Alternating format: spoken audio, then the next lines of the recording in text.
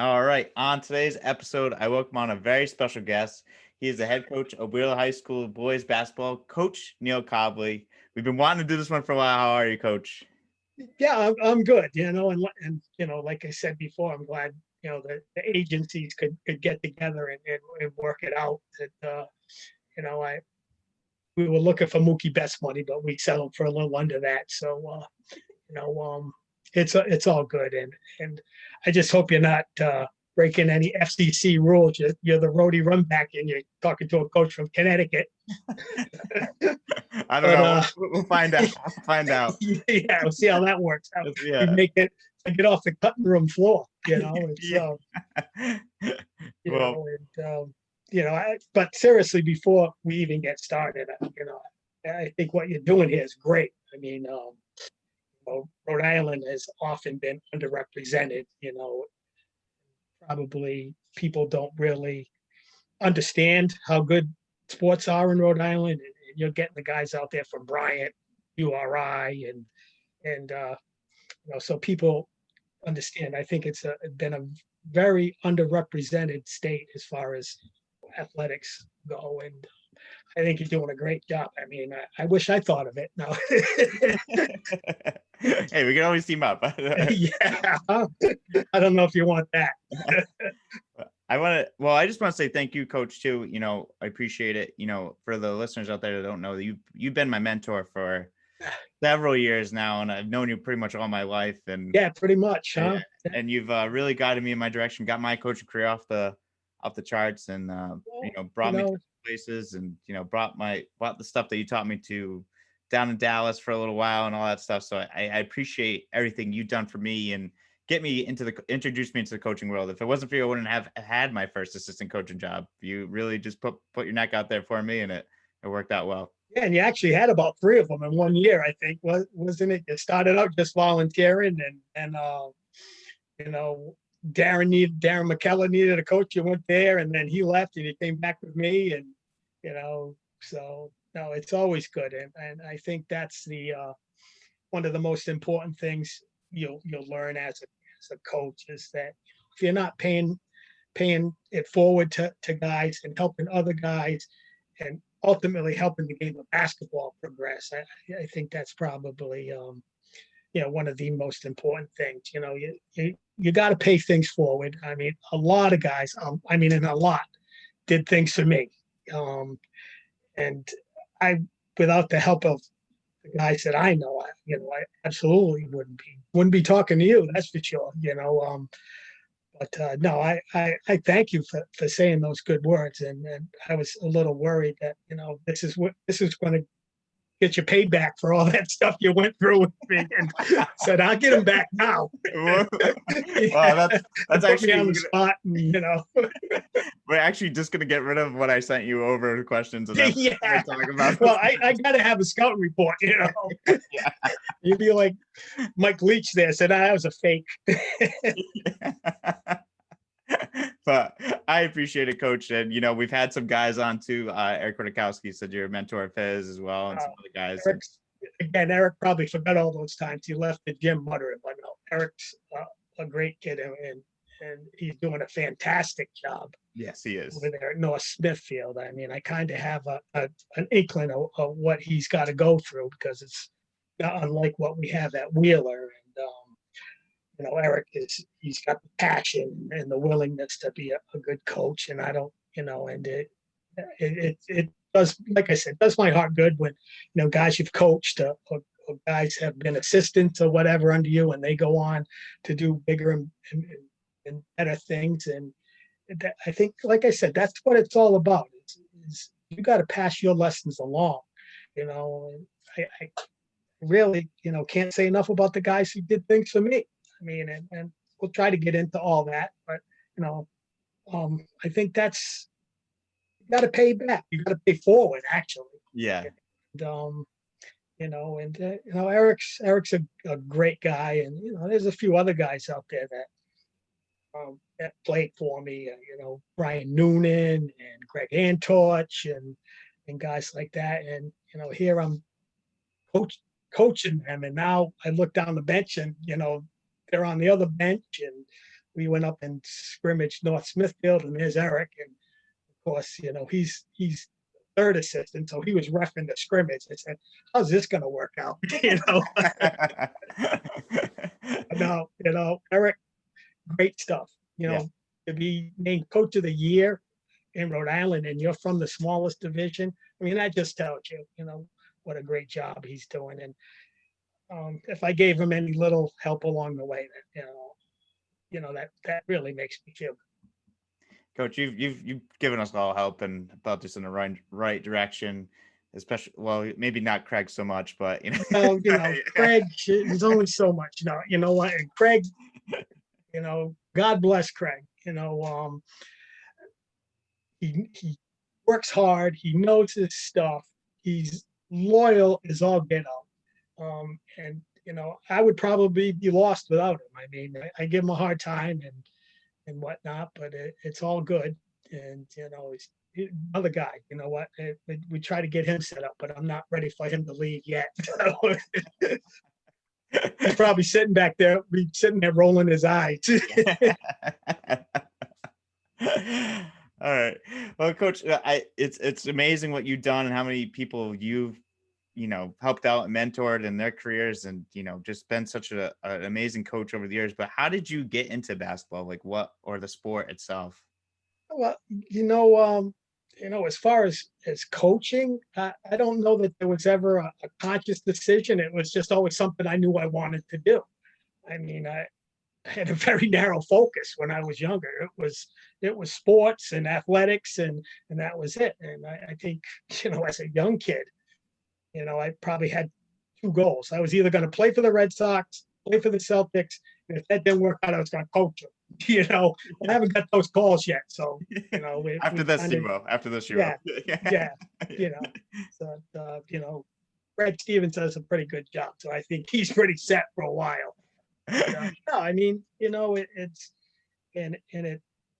when I look back on it, it's been a long time. I mean, I probably started coaching teams, I was about 13, 14 years old. Wow. So, now they give kids community service for doing all that stuff. And Bruce Lagori and and Alex Houston, we just did it because we like doing it. And we it was things that we thought we should be doing. And I have to, really, credit, my mother and father. My father is probably one of the superintendent of schools over in Charahoe, and principal, and just a tremendous motivator. So I kind of picked up a lot of things from him. It's probably Dean Felicetti could probably tell you how good a motivator my father is. But, and my mother, just an outstanding teacher. I mean, I can't go anywhere without kids coming up to me and, saying how great a teacher my mother was. And I never really got it until someone, teach my kids. I said, man, they're pretty good, and so you kind of pick up things along the way. And, as far as basketball, I think I always liked basketball the best, but I was a better baseball player younger because, when you're probably in high school and you're 5'4" and 130 pounds, you kind of gravitate that way. But, I was able to, keep playing in the Wesley men's leagues and things like that, intramurals, and and I still think back. And of course, when I was a kid, we didn't have travel this and travel that. We made up our own games, and it seemed like I was always the guy that, all right, Greenman Avenue we're going to go over to Tower Street and play those guys, and we'd have to, make the lineups and all that. And it seemed like I was always the guy that ended up doing that. Same with intramurals and stuff in college. And just, I don't know that it ever was a conscious decision not to get into coaching. It was just there. And, hopefully I can continue on for at least a few more years, Yeah, that's awesome. I mean, yeah, my dad always said you were one hell of a baseball player in high school. Your dad, he's a smart guy. No. But I tell you what, if I could shoot like Chick Marone, that's the sport I'd be playing. Because you talk about a guy that was born way too early. If they had the 3-point line when we played, Chick probably would have set records that had never been broken. And he out there, still remember that two-hand set shot. He from deep. I mean, and it was going in. You know, great player, great guy. You know, and we hung around a bit. And it's too bad he can't play golf or anything like that. You know, You know? Wasn't like he was blessed in any of those. Yeah, the guy's amazing. You know, so no, Chick, you know, Chick's a great guy. Tell him thank you for saying that. And I'll give him the money later. Yeah. You know what this on the bill. So, Coach, what was your first like coaching job out of college, and how did you first coaching job? You know what? When I got out of school, I was a phys ed major at Plymouth State. I graduated in 1980. They weren't exactly begging for teachers back then, and PE teachers and whatnot. What I ended up doing, I took a job at St. Michael's school down there in Pawcatuck as a PE teacher a couple of days a week. And, you know, one thing led to another, and they wanted me to coach their team and then get in. I just wanted to be coaching something, you know, and we coached basketball down there, and I was still coaching some baseball, youth leagues, and things like that, and got into actually coaching at the Y, you know, as in the preteen leagues. And I just looked at it as, you know, I want to be good at this before we go on. And we had some good success, and actually ended up coaching like almost every league there was. I think I can remember at least one year, I probably coached about 5 teams between the rec league and the Y and travel leagues and things like that. When Alex Houston was with me the whole way,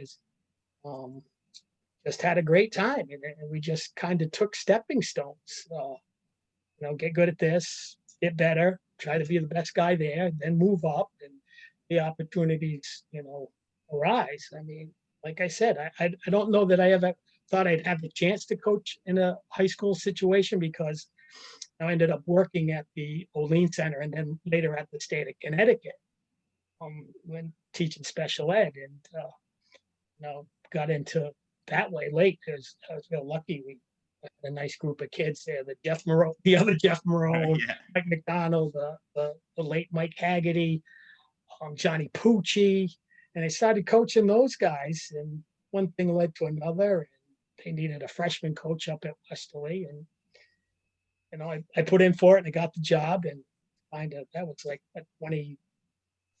28 years ago. Wow. Yeah. And going ever since. I mean, those guys, some of the guys that I coached at the Y, I'm coaching their sons now, you know.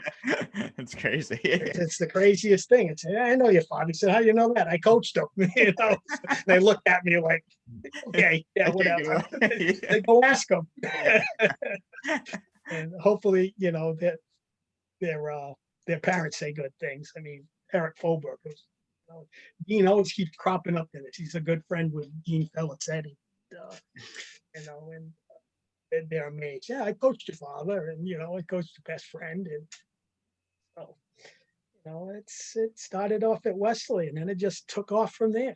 So, you know, I don't know. It's hard to explain. Yeah. You know, it's just I think I you know, for nothing else, I've worked real hard, and got lucky with the people that I've met, and they've given me chances, and you know, and you try to make the best of chances with the chances that you have, and it was just that. Like I said, it was never a conscious decision not to coach. It was just going. It was just there. You always wanted. It was just there. I'm going to do it, and I tell people this all the time. You know what? Coaching is coaching. The level doesn't matter. I mean, I've coached in the multi-purpose room at the Y. You know, I've coached at the Dunkin' Donuts Center. I've coached in probably every gym in Rhode Island and Connecticut. I've worked with third graders. I've worked with D1 kids. I've worked with high school kids. I've had a chance to work with some pros. And to me, it's all the same.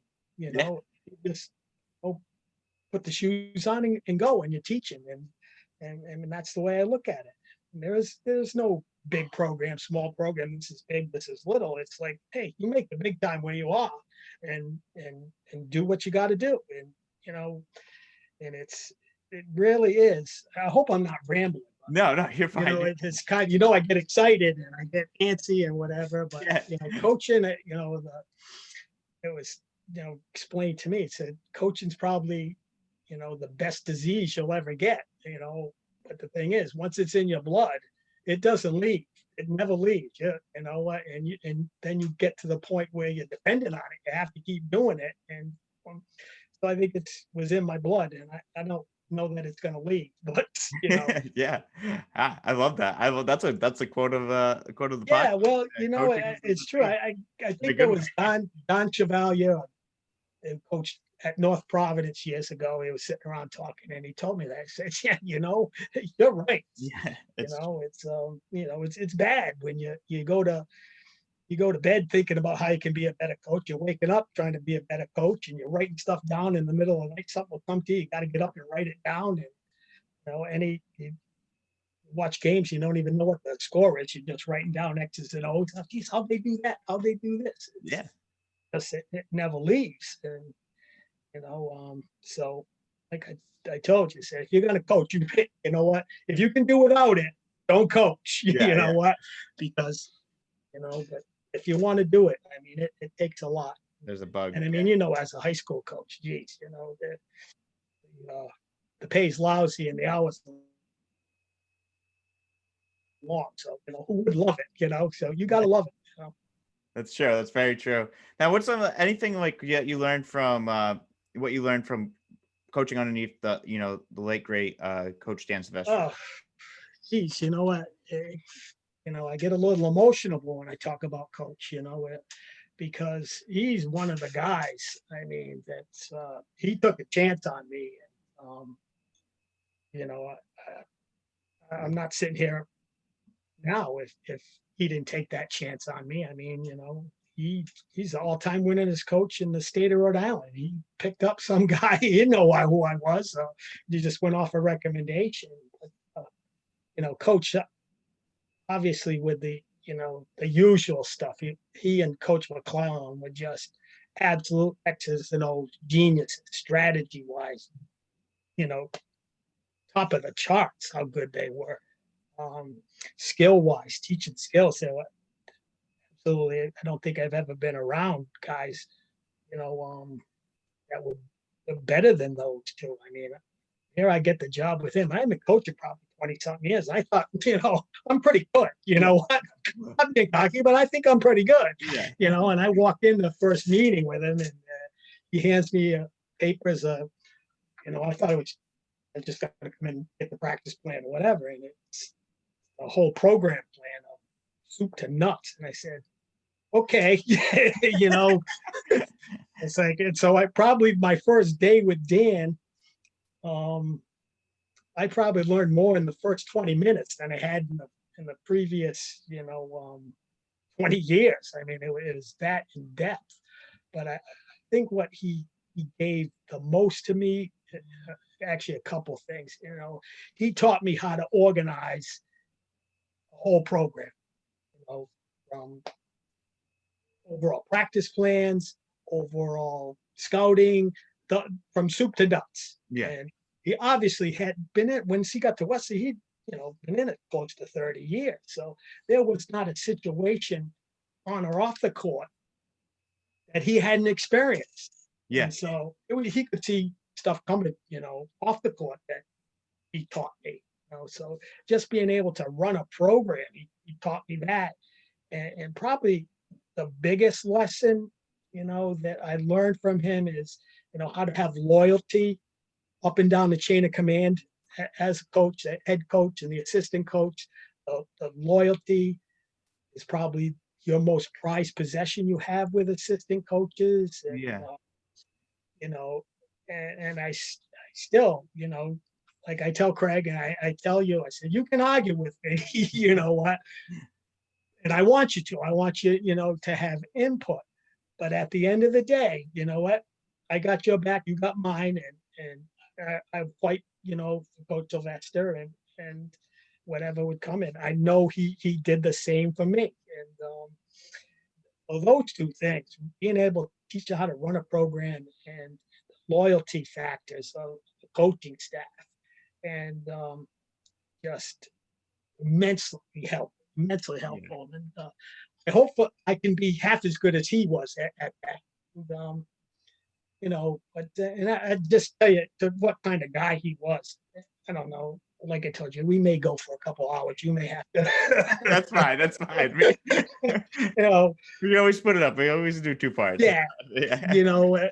I think the first year I was with Coach, I was the freshman coach, so I kind of on my own. And like I said, I had my ideas of what we were going to do. He says, "No, you're doing this," Yeah.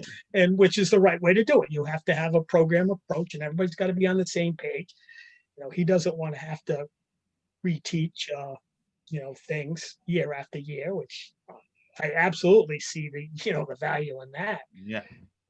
But but then the second year, he boosted me up to the JVC, and we still had Coach McCollum, who was like the associate coach. He was the lead assistant.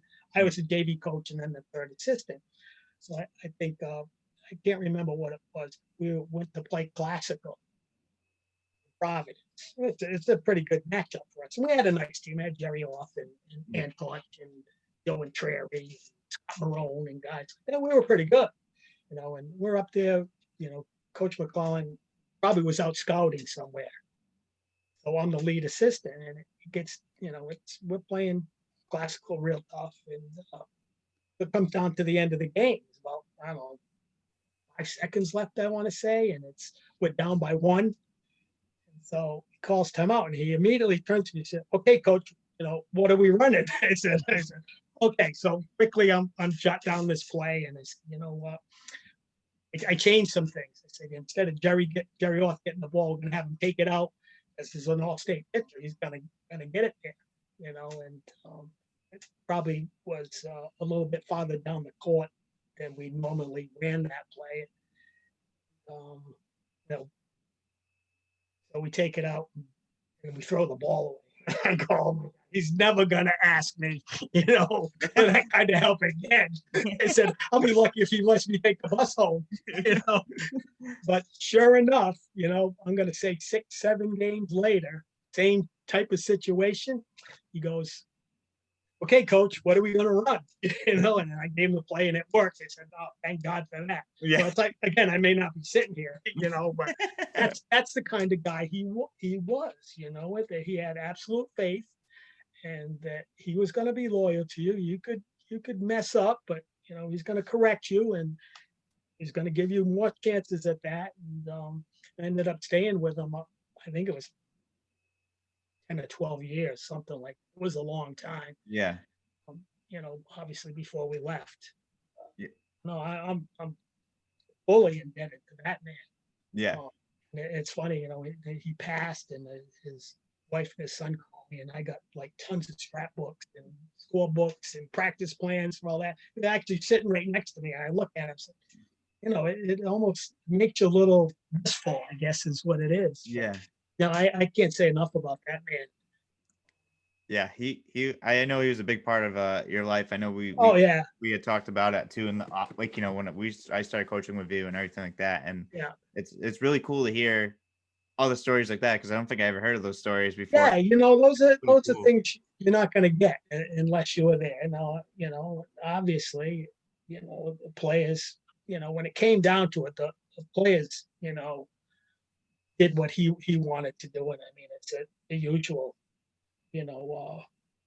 coach player relationship. I'm sure the kids at Wheeler now don't go running do it because I'm playing for Coach Cobleigh, and some nights, like Eric probably ran home to Pear Street muttering under his breath, and we get that. But it's I think, but no, I mean, Coach Sylvester, aces in my book. You can't say a bad word about him to me. Yeah. I'll tell you what's what. Yeah, exactly. Oh, I know you will. Yeah, that's Yeah. No, I know how important he is. I can say anything I want, but you guys can't. Yeah, exactly. That's how it goes. That's right. Right. You dealt with Not it that we more didn't than have battles on the bench. Because you know me, I was in his ear all game long. Da, da, da, da, da, da, da, da. Finally, it felt sometimes you just got to tell him, just shut up, coach. But never did.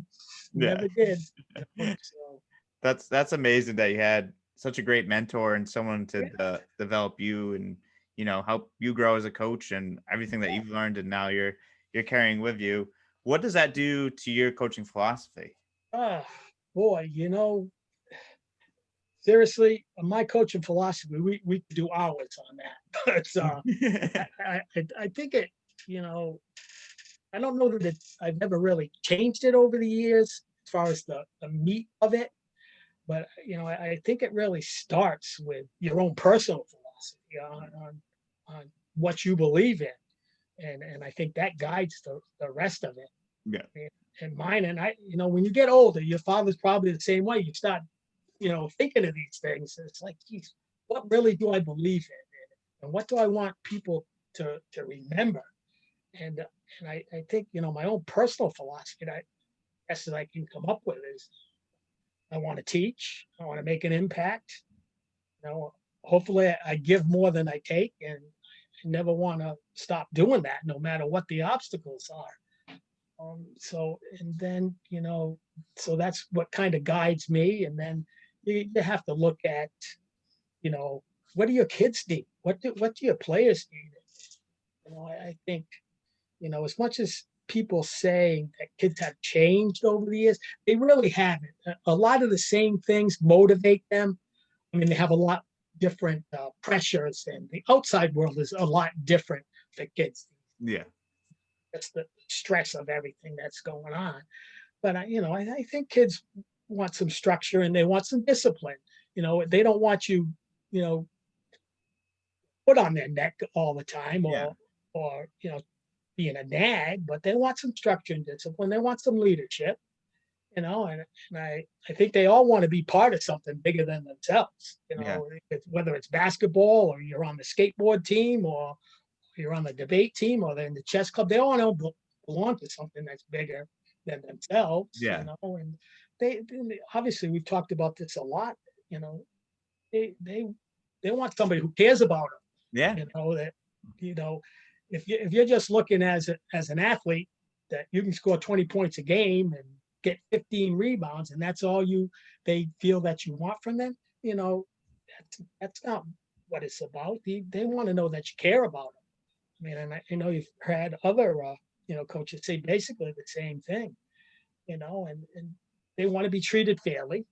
Kids have built-in, call a built-in BS detector. They know when you're not being fair, Yeah. when you're lying. So you have to make sure that it's not always treating them equally, but you treat them fairly, and they want that. And I think above all, they want to be taught. The fun in athletics or in anything is getting better at it. And so they want somebody that's going to teach them too. And so that would be the second tier. Like I said, then from there, there are things that I definitely have objectives for myself that I have to make sure that I'm doing. That I want, make sure that those kids have a rewarding experience. Yeah. If Yeah. not, it's not going to be positive all the time, but you want to have a good feeling once they leave. You know, they want a safe environment. You have to provide that, which is especially important Yeah. these days. And I want to make sure that I have, knowledge and that I'm prepared. And I mean, you've been in my basement. And stuff is loaded with Yeah. stuff. Yeah. That, I have all the great coaches of the world sitting on my bookshelf. Yeah. So I want to make sure that I know what I'm talking about, how to teach it. I think it all comes back to teaching. Yeah. I got to be organized. I got to be prepared. Craig laughs, and I bring in no cheats and it's all right, do this, and this today. And all right, we didn't do very well at this, so we got to do a little bit more tomorrow. And I want to make sure that we have a total team atmosphere. Everybody's pulling for each other. And hopefully I get this done. I want to coach with enthusiasm and some energy, and effort, and hopefully I enjoy it too. Yeah, yeah, But that's a big part of it. And yeah, and again, I mean, I want to teach kids to become the best that they can be on the court and off the court. yeah, I mean, seriously, coach, if you're not teaching off the court values and lessons, you're not doing your job. You're yeah, just not doing your job. You know, most kids, this will be in high school, will be the last time they put on a real uniform. And you know what? So you're not preparing them to play D1 or in the NBA. You're preparing them for life. And if you're not doing that, you're not doing your job. yeah. I hate to put it like that. It's true. It's very You true. know, it's It's and I think that the best things I get is when I see kids from 30 years ago, I taught at the Y, I said, hey, coach, so you did your job. And, and I want the players to learn certain values too. I mean, they got to know, learn about rights and responsibilities of being on a team. They have to learn that you're only successful is through hard work and yeah, I mean, I think that's lesson one, and we'll get to probably 1A down the road. But and I think one of the big cornerstones of our program is that kids have to realize itself also that the importance of just giving your best effort all the time. yeah, But and I think that's probably the main sticking point in my philosophy. You got to give your best effort. Sport's going to take care of itself yeah. after that, and of course we got the famous, I want to make sure that they understand that they only have two habits and decisions, is good and bad, Yeah, that's an important thing. And, and then I would say probably 1A would be, you have to learn how to play and go through adversity. I mean, yeah, which is probably the most important lesson you get from sports, is stuff's going to happen. yeah, COVID's going to happen. It's how you react to that is how you determines what you're gonna do. yeah, yeah.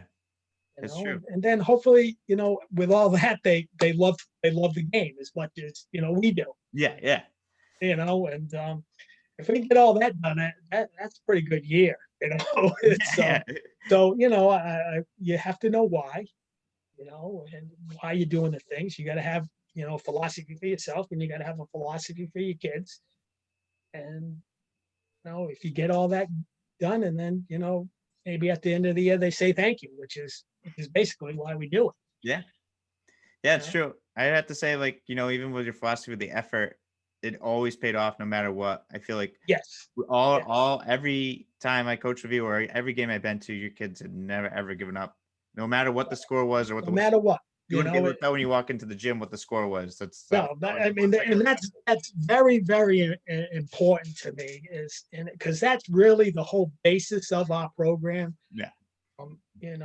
That your success is judged by the effort that you give.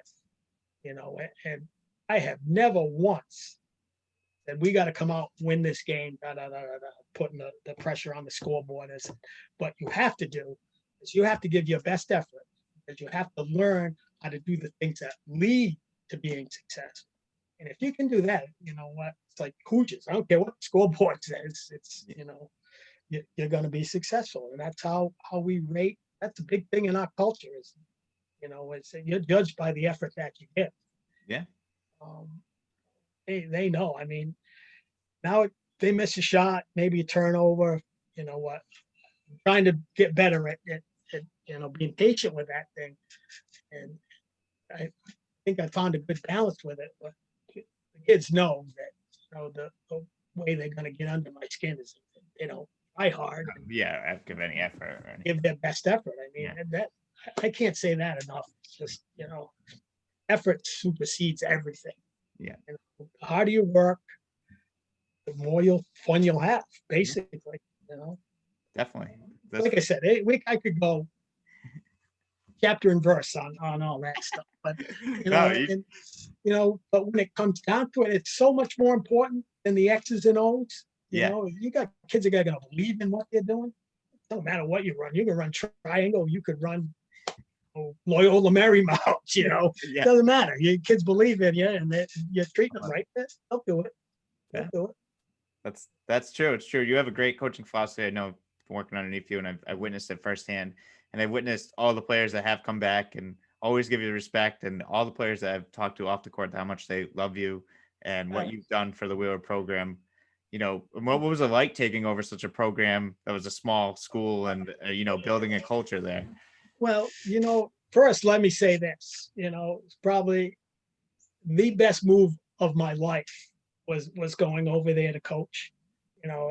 Obviously things didn't work out at the end at Westerly, and I was out of coaching basically for a couple of years, other than Greg Parker in London had me scout games, which I think he just did it to make me feel good, because he really didn't need a scout. He had 4 or 5 D1 kids playing, and I go scout, and it gave me a chance to see the ECC, and then obviously go to the interview over there, and I want to coach. And then people said, "No, you don't want to go there. It's too small. Let's do this. Let's do that. They don't have a tradition." I said, "Listen, I want to coach." I said, "It don't matter if it's D1 or why pre-team 1. Doesn't matter to me. I'm going to coach." And as you're going through the interview, it was just so many positive things about the culture of the school at that time that I just, we can make this work. Number one over there, I think this is paramount for any high school coach now, is just the loyalty and the of the administration there. Yeah. And I've been very fortunate. I've worked at the high school level 2 great athletic directors, Tucker Terranova and Ellen Turner. It's just, we joke about all the time how many bullets she's taken for me, but but I think that's what you need, and you see that. And as far as a culture, there were some great things to work with, and like I said, you got to look at what you have, not what you don't have. And what I saw there, it's a small school, yes, all right, maybe not a lot of talent, but the kids were together. They're together. They want, they're all friends. We hardly have ever had any chemistry problems, because kids, sitting next to that kid in first grade, they're sitting next to him as a senior. So the chemistry is just, off the charts. And the hard work values that those kids have over there is, second to none. They just, they work hard. They say, all right, we can work with that,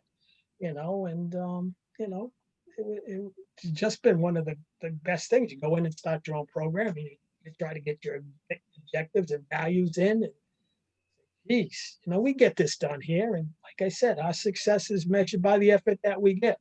Yeah. Our administration and AD know that. And we went through some tough times when they wanted to close the school and athletes are leaving left and right. And my thing was, well, if you're paying me to coach here, I'm going to coach the kids that are here, and they're going to give their best effort every night. And we may struggle they struggle some years. We win 4 or 5 games, and probably lucky to do that sometimes, but just through the effort, we got that done. And now that with the new school and kids staying, we've kind of turned in the corner. But again, the wins and losses are not the huge thing. I mean, Jeff, I coach with a guy who won 665 games. It kind of puts things in perspective. Yeah. Hey, all right. Yeah. I don't care how many you won. I sat with a guy that won the most. So, but I think we just, the culture is we just wanted to make things first class. Which I learned from Jack Carson way back, that you always got to go first class. There's a right way of doing things and a wrong way of doing things. You're going to be the winners department, which doesn't mean winning games. It means you're going to act the right way. You're not going to, complain. You're not going to whine. You're not going to make excuses. You're going to work as hard as you can. You're going to be, when we win, very humble. When we lose, all right, you got about 24 hours to feel bad for yourself, and then it's over. Yeah. And we just take it from from there. I mean, and the kids buy in. I mean, we've just had some, I mean, tremendous athletes. Yeah. Oh yeah. People do not realize some of the kids that have gone through school. Yeah. Had, Keoka Mars Garrett played D1 basketball. Connor Gleason, Division II baseball All-American. Tommy Gavitt got drafted by the Oakland A's from Wheeler. Yeah. Oh, we got Troy Stefanski, 3-year starter. The UConn walk-on. Yeah. Nobody saw that coming. Yeah. He's trying to think who else. And we may have a crop coming up that is going to do some great things. But I kind of just snicker a little bit when people say, you're not going to get any exposure or recognition playing at a small school. And I rattle off those names and they look at me like, huh? Yeah. It's they're going to find you no matter what. And we work hard Yeah. at getting our kids opportunities. I mean, I'm on the phone a lot with the contacts that I have and say, you know what? And that, thankfully they value my opinion on kids and whatnot. And, kid wants to play, we're going to, find a place for him to go. I mean, it's not that for everybody. And like I said, 99% of the kids not putting on a real uniform after their senior year. So True. When you do, you're lucky. Yeah. But, you can get there. And, Connor Gleason, I say that all the time. The thing was, you can get there from here. It's you're going to have to work for it. It may be a little bit more difficult than other kids have to do, but you can get there from here. Yeah, definitely. Yeah, they'll find you no matter what. I mean, and geez, don't get me started on Troy Stefanski. That's a whole nother podcast. Oh man, we could have just a whole show on Troy Stefanski. Oh my God, you know what? And here's the most incredible stat. Troy Stefanski. Never mind that he took like 23 charges. Yeah, exactly. His senior year. Yeah. But for 3 years he never lost a sprint. Never lost a sprint. Back when we were doing it, he never lost. I mean, it's, to me, that's the most incredible thing. I told you, we didn't retire his game jersey. We retired his practice jersey. Yeah. So it's hanging up in the locker room, number 12. That's the epitome of a practice guy. Yeah. It never gave less than his best effort. True. He's the poster child. You know what? There's no question. I mean, Troy was a special kid. And even, you saw him in the alumni games. Oh my God. He's coming down and he's diving on the floor and crashing into boards. He shoots a lot better now than he did back then. Yeah. No, I mean, you saw it. Yeah. I was lucky to coach him. I mean, I loved coaching. Yeah, he was just the epitome of what Wheeler basketball was, and like what a Wheeler athlete was, or anything was, like what you would just look at. He had the right mentality and the attitude, and he did everything. It's not just, and we've had some players. I mean, we have 3 guys score 1,000 points since we've been there, and there's some great shooters, Connor Gleason and Mickey Della Porta. Yep. I mean, Connor could have played. We had him set up to play someplace in basketball, and he ended up choosing baseball, and probably a great move for him. They went to Community College National Championship, him and Tommy Gavitt, and played at a top program, Franklin Pierce. Yeah. Better than probably most D1 baseball programs. I mean, so you can get there from here. You know? Oh yeah, no problem whatsoever. It's true. I mean, all right. So what were we talking about? I don't know. Because it's just a matter of time before I take this over and I'm asking you questions. The Rhodey run back take over. Got hijacked. Yeah, hijacked. Connecticut take over. The Wheeler take over. Get you sick one day, don't worry, Jeff. I got you. Yeah, he got me. What sticks out to you the most out of the 12 years you've been at Wheeler? A game or anything specifically? Absolutely the kids. Yeah. Number one. And there are some games that, and obviously for a while there, it was, what other places would term successful, we probably didn't do that. So, but I can remember my first game at Wheeler. Lyman, and I didn't think we were ever going to get there. It seemed like it took us 3 hours. Yeah, it's in the middle of the All the farms and yeah. everything. Are we ever going to get here? And then we get there and Gleason comes down the court 3 straight times, threes. Man, this is going to be pretty good. You know what? And then Lyman kind of took over. So I remember that first one. Absolutely, I can remember Troy. Yeah. One of those lean years, he was probably a sophomore, junior, I think, playing in a Christmas tournament. And we knew if we didn't win this one, it was going to be a long, long year. And we're down probably 7 points with about 30 seconds to go. And he scored about 8 straight points and we win. It's like, man, you would have thought we won the state championship. Yeah. Was that the one he hit? I was with you. I was coaching with you. Was that the one he hit the turnaround jumper? Yeah. Yeah, that was it. Yeah. He probably didn't make 2 outside shots his whole career. But to win the game, you put the ball in his hands. He took right over. Yeah. He was. Yeah. And, I'm trying to think. Now, obviously, we've been successful lately and been able to win some games in the ECC tournament and goes to the States. And obviously, last season, open around to the States, we hit a 3 to tie it up. And then 2 seconds left, they run the play I want. We won the game.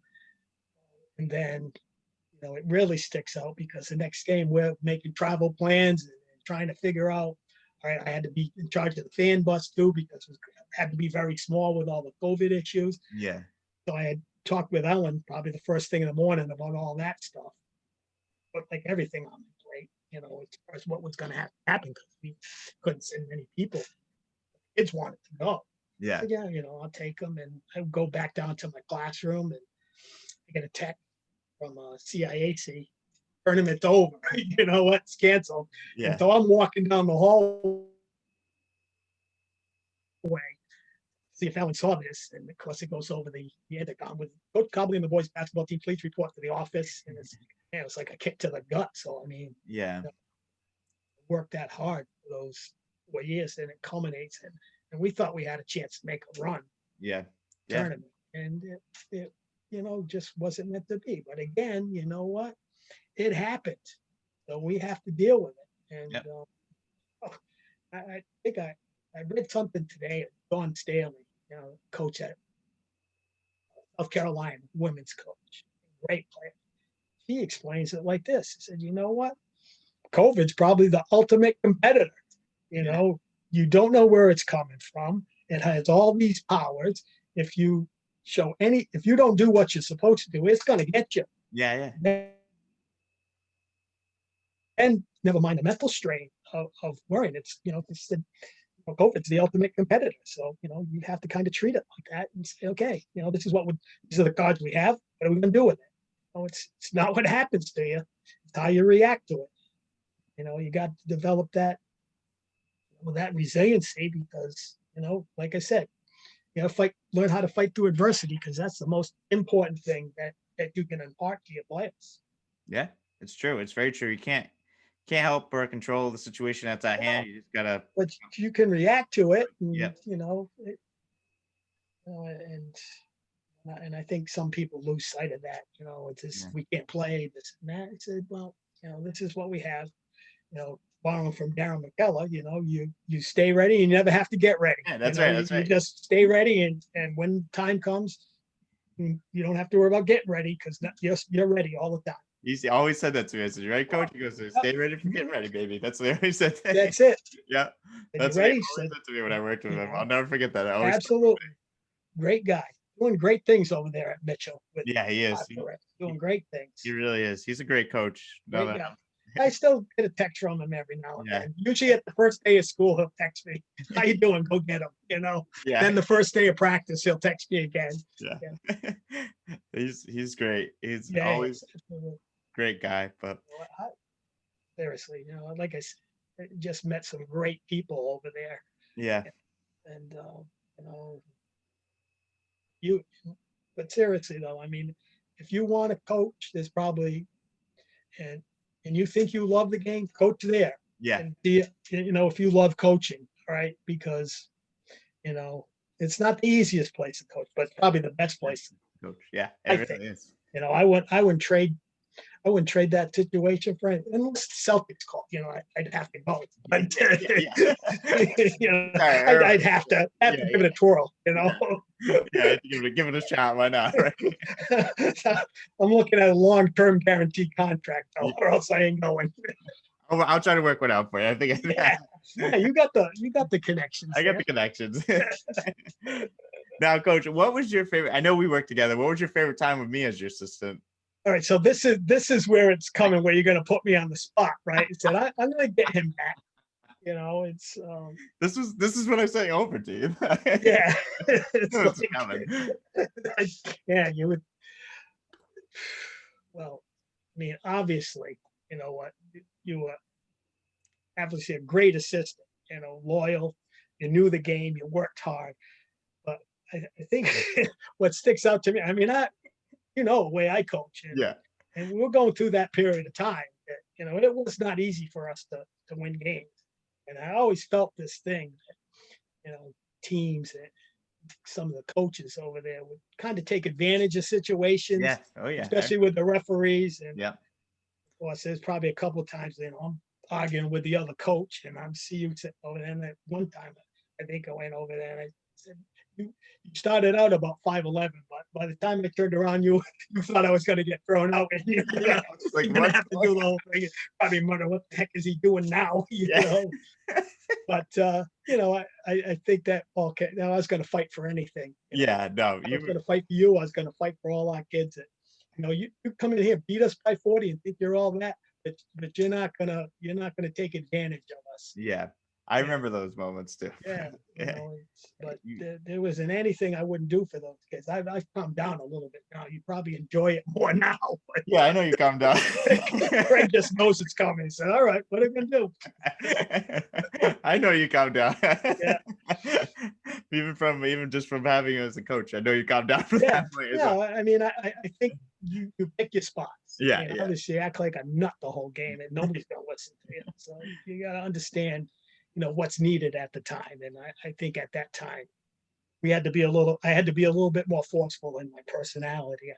I guess you would say. No, you did. I think you did the right. No, I'm the old guy. I'm the old guy in that league, and it's like, so I know all the refs now, this and that. So yeah. Yeah. Amazing how that's turned. Yeah. I don't even think I've got a technical in like 5 years, 5-6 years. Oh, that's good. That's you saved them. When I get them, I knew I was going to get them. Yeah. We had to make a run, something there. Yeah. No, it's absolutely, it's I think back on that, I said, Jesus, what I put that kid through. No, I enjoyed my time. I had a lot of fun. That was probably one of the most fun I've had. I'll never forget going up to that Christmas term of Nate's story. Oh yeah, that's the one that Troy hit the shot. Yeah, that's the one. We couldn't find where we were. We're in the middle of the woods. No, I said, this is before GPSs were a big thing too. And he was, he just got married. Yeah, he did. Oh my God! I have to say congratulations to him next time I talk to him. I think he's Well, I mean, he's Yeah, he's a good kid. Talk about another great hardworking kid right there. I mean, they come out of the woodwork and at Wheeler, great kids and hardworking kids. Yeah, they really are. For all the times I've worked with you and worked with all the kids there, I can never say a bad thing. I've always enjoyed all the kids I worked with and had some really good kids. Roger, Michael Del Porta. Oh yeah. Ryan, Ryan Dussault, like all great kids, like great kids. I mean, and I think that's why you coach. Yeah. That's why you coach. You want to make an impact on those kids, and hopefully you can create something in them that they will take forward and pay forward, and whatever they want to do. And, and just a thank you and the handshake and the hugs, and I get a kick out of it. Whenever they call me coach, I said I haven't coached you in like 10 years. I said, yeah, but you're still the coach. Yeah, exactly. So I mean, that's that's why Jeff, I can't emphasize that enough. That's why we do it. It's because of the kids. Yeah.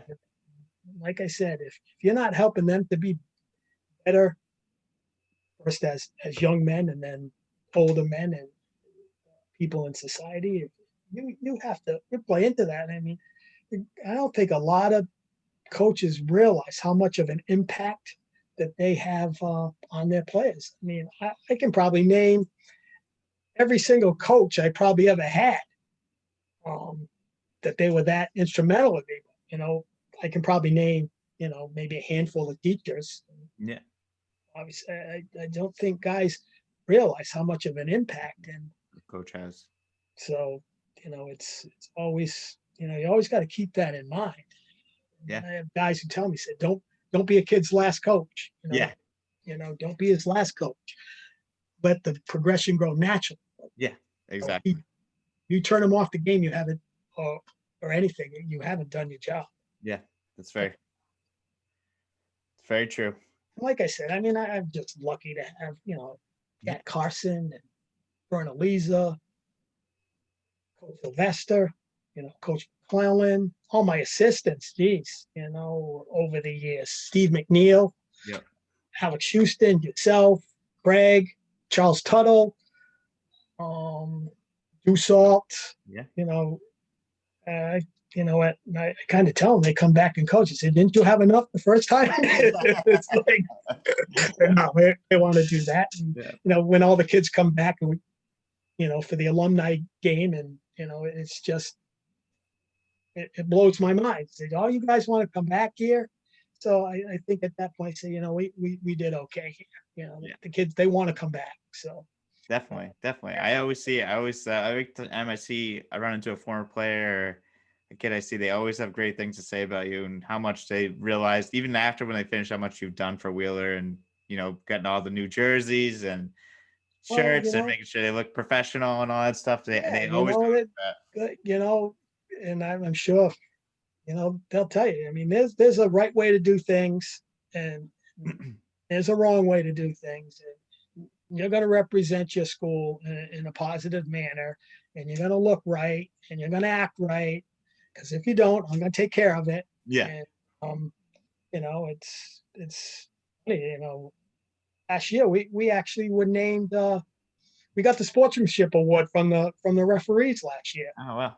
Which I thought was great, because when we started out, I didn't ever see that come.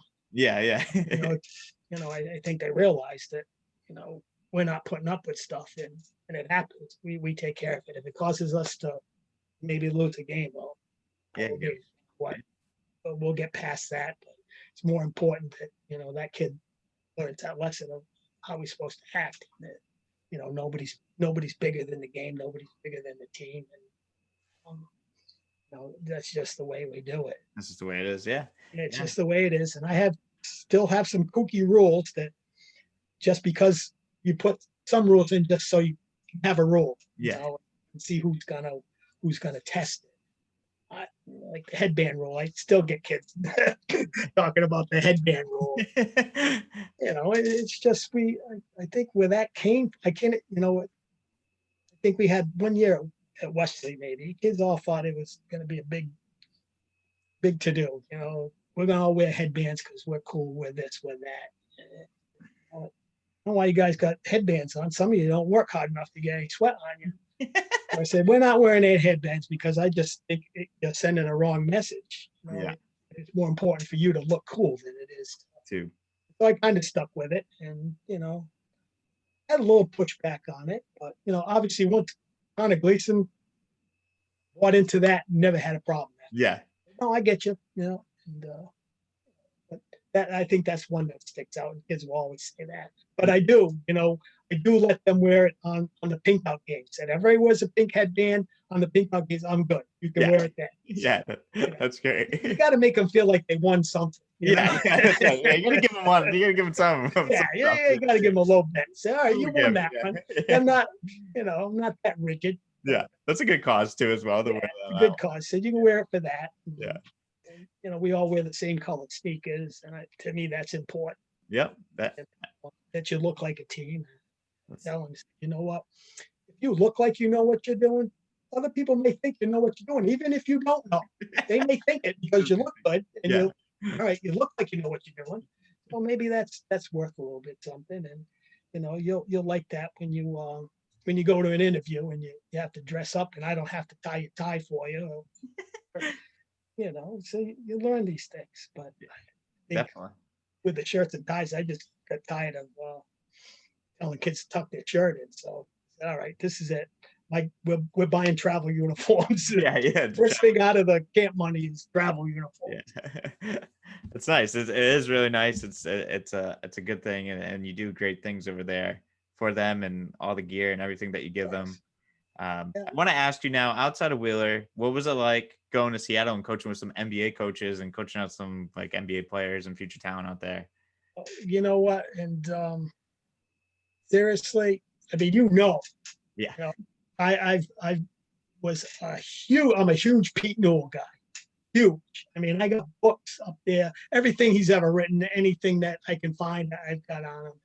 And it's kind of just amazing. There's a guy I had never met that's had such an impact on my coaching philosophy. He's all about teaching the game, and teaching why, which is, the big part of my teaching thing. And the kids at camp will tell you, what, the one question they have to ask is what? What's the rationale? Yeah. And again, I think if a coach is not explaining the why, so that kids can understand what they're supposed to be doing and when they're supposed to be doing, you're not a very good coach, because that's going to get you, the understanding that they need.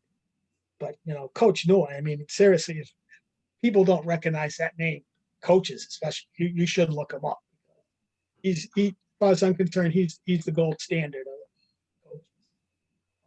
Didn't, because of health, he didn't do it that long, with that end up being a great front office guy with the Lakers and whatnot. And obviously the big man can bring that all around. It's that I had met Coach Newell's sons online and got friendly with them. And geez, they're talking about camps that Tom Newell, who probably coached in about 40 European countries. He was assistant for the Nets and player personnel director for the Pacers.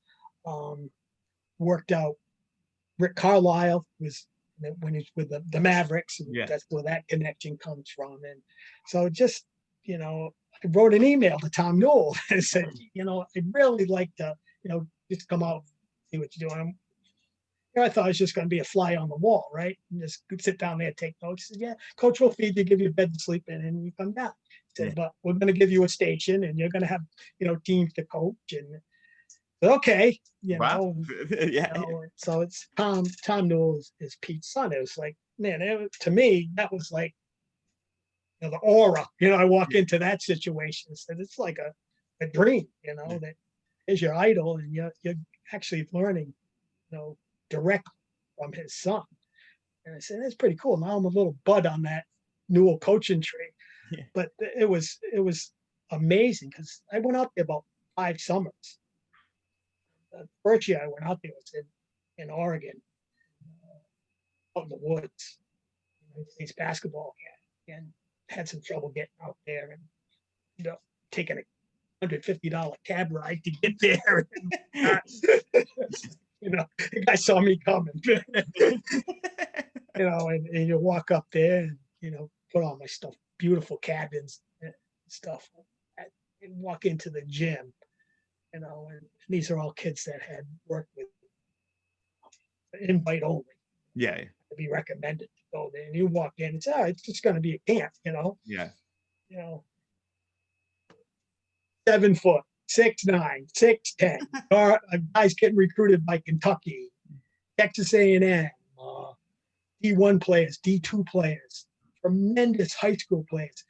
And so there had to be, of the 40 kids who were there, probably 30 of them were like 6'6" and above. And it's like, say, all right, well, let's go. And of course, we're sitting at the table.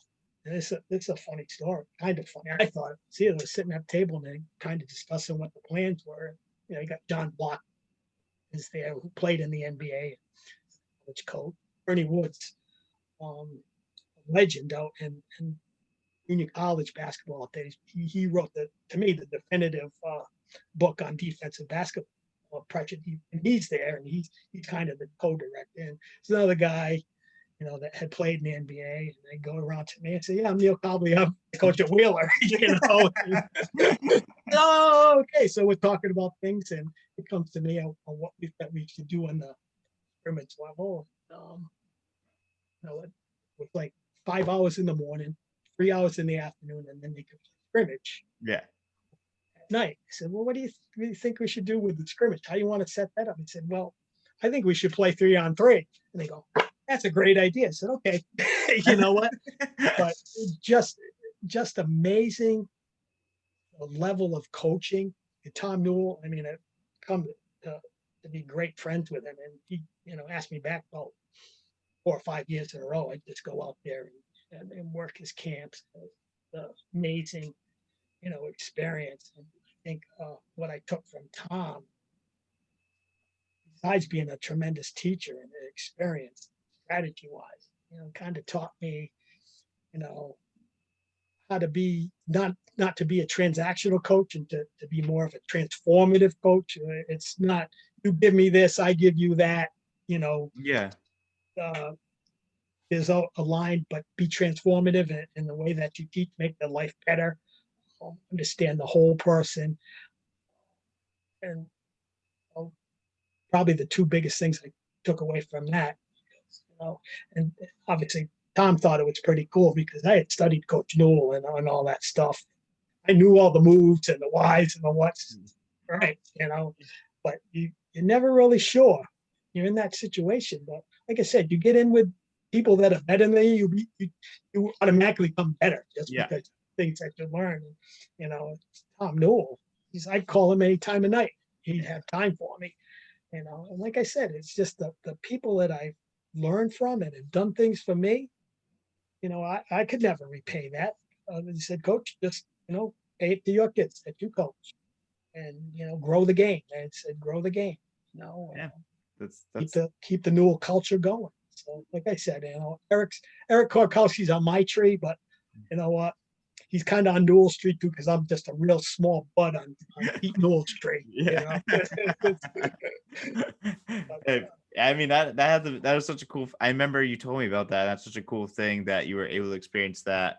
And it's cool the stories that you're telling. Oh yeah. It's just like, it's so cool that you got to experience like your mentor, like someone that you really love to idolize as a coach, and you got to hang out with his son, and now you guys are good friends, and it's like out like that. It's wild like that. Who did stuff happen like that? You know what? So like I said, hard work, it's got to be there, but there's a lot of luck involved. I just said, all right, one of the sons said, write to Tommy, and so I did.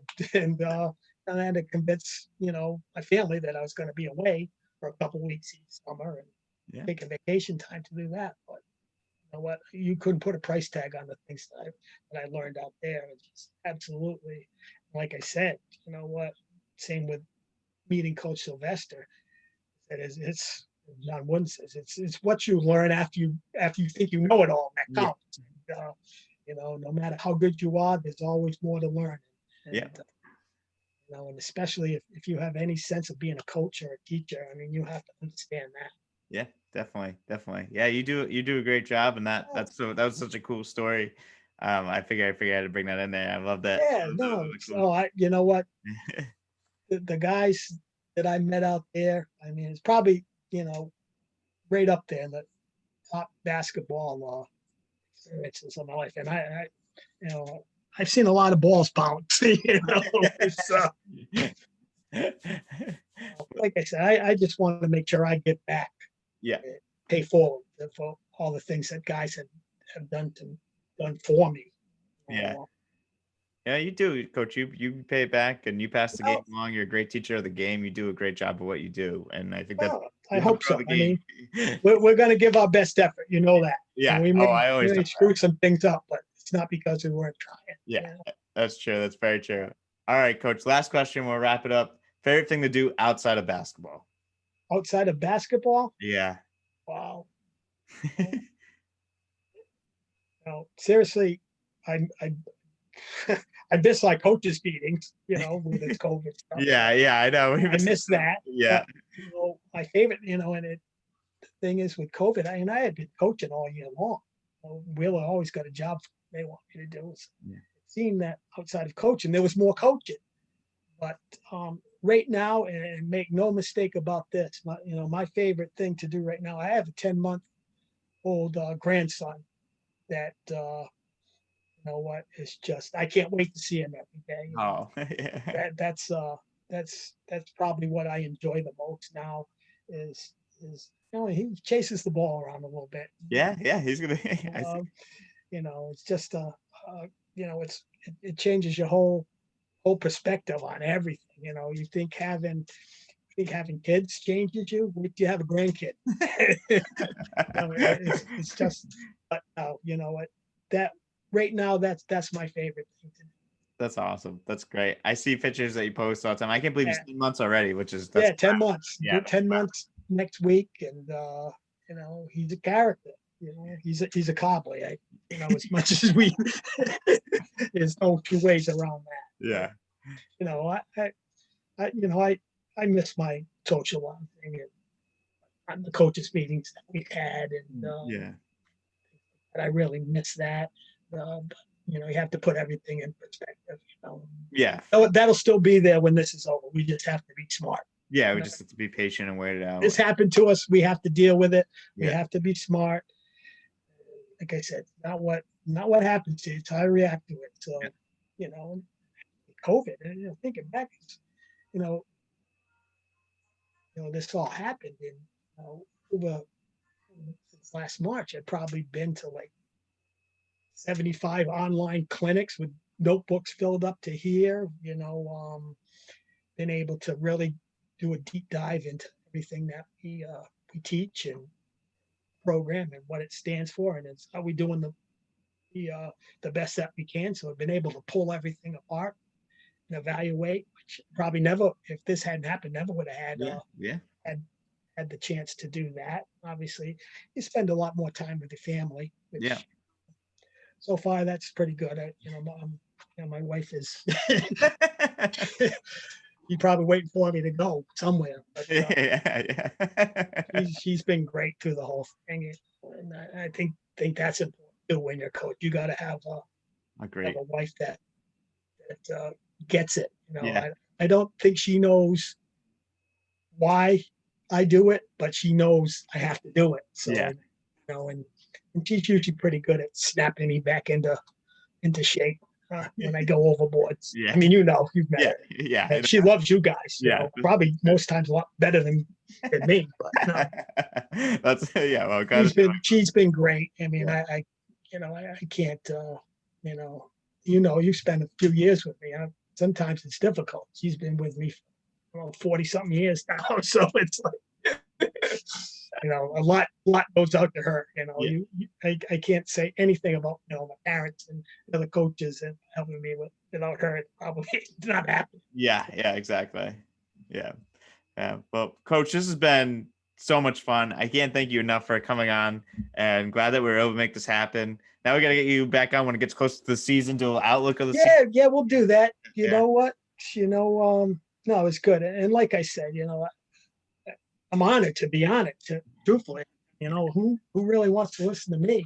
Oh well, everyone apparently. You're just a guest. I was getting emails, text messages, messages and bottles to get you on the show. I seriously, I really think this is great what you're doing. Getting that exposure out for the state of Rhode Island and all sports, especially high school sports. Yeah.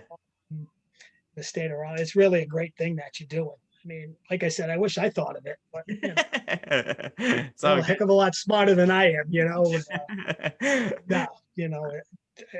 great luck, and thank you. Hoping nobody, when you run this, nobody flicks it off and they're gonna go listen to Gottlieb or Dan Dackich or these low rent guys, Yeah.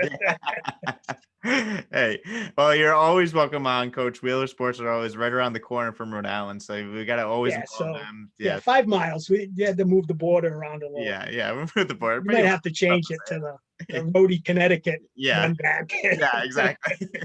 It's been fun. It's been fun. Yeah, great. good luck with all of this. Thanks so much, Coach. I appreciate it. I appreciate you. I mean, Yeah, you of know course. what? Yeah, I appreciate You put up with me. You know, it's Hey, I love it, Coach. I wouldn't be yeah. the coach that I am today, or Yeah. I've done experience any of the things I've done without you, and Well, that's nice of you. Yeah, Nice of you to say. it's You true. know, It's a true story. And I even wouldn't been able to. Some things I brought with me down to Dallas. Even the guys were like, "Where'd you learn that from?" I was like, "Ah, yeah. Well, I got a there's guy." this wacky guy up in Yeah. Connecticut. So, Yeah. well, anyway, you know what? Have a great Thanksgiving, and Thanks you make too. sure your mom and dad, you tell them that thinking of them, and that they have a great Thanksgiving, and everything turns out good, and you know, wish them all the best too. And Blake, my man Blake, I gotta get after him. Yeah, yeah, definitely. Hoop season's coming up. We gotta whip him. You know. Yeah, we gotta whip him in shape. Yeah, that's for sure. Trust me. Yeah.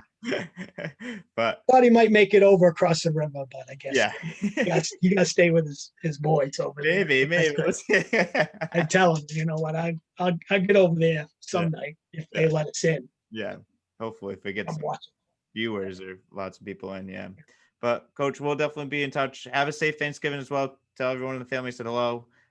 Sean, Will Kevin, do. and everyone. Yeah. And Yeah. good luck. Good luck with Great. everything. Yeah. Uh, Thanks again. I'll I talk- appreciate it. yeah, no problem, Coach. I'll talk to you. Appreciate you. I mean, Yeah, you I know what appreciate you too. people don't know. You know, it's the great things that you're doing. Yeah. Again, I appreciate you. Thanks, Coach. Appreciate All it. right. Appreciate Be you. good. Talk to you All soon. All right. right. Have a great holiday. Thanks, you too. Bye bye. Bye bye.